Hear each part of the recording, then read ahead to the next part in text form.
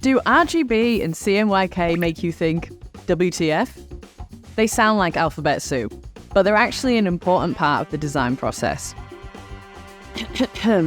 By the way, please spare a thought for your friendly video host, who'll have to spend the next few minutes trying to say RGB and CMYK over and over again without getting a stress headache.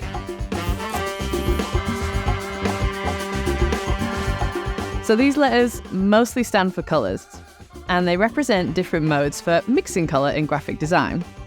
Typically, RGB is used in digital design, while CMYK is used for print.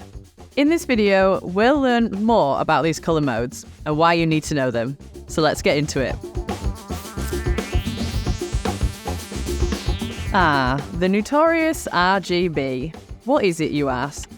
RGB stands for red, green, and blue. Artists and scientists experimented with RGB in early colour photography, then later in colour television and computers. Today, RGB is the colour mode to use if your design will be displayed on any kind of screen. If you take a very, very close look at your colour screen, you can actually see the colour split. That's because the light source within a device, like a computer or a phone, is part of the process that creates the colour, and it can change the intensity of each red, green, and blue value. Designers can control things like saturation, vibrancy, and shading by modifying any of these three source colours. And because it's done digitally, the designer can also manipulate the light on the screen to create the colour that they want. Now you know what RGB is, but when do you use it? You'll need this colour mode when your design project involves web and app design, social media posts, online branding, and other visual content like this video you're watching. The best file formats for RGB are JPEG, Photoshop files, PNG, or everybody's absolute favourite, the GIF.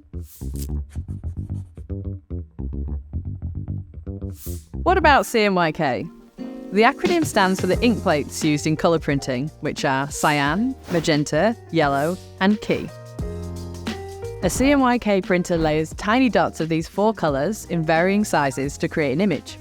These dots are called halftones, and if you take a magnifying glass to a CMYK print, it would look like this. Fun fact, because CMYK requires the base paper to be white, CMYK printers don't actually print white ink. So white is just no ink. This stuff can get pretty complicated and technical, but if you do want to learn more, like how to change your colour mode settings, click the link in the description box below.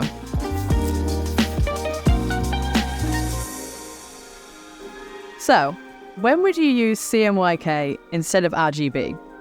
CMYK is for any design that will be physically printed, i.e. not viewed on a screen, because that's how you get the most accurate results.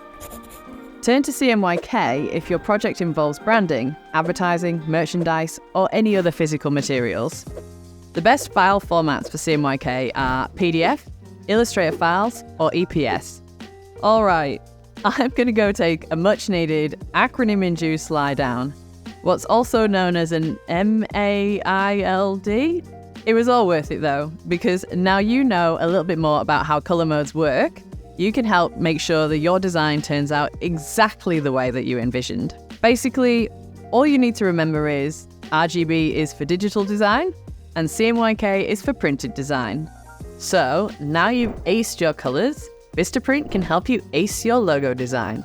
From creating your own on Logo Maker, to working one-on-one with a professional designer, to getting options from dozens of designers. Get a logo you'll love, guaranteed. So remember, choosing the right colour mode is how you keep your design's true colours shining through. See you later, Kay.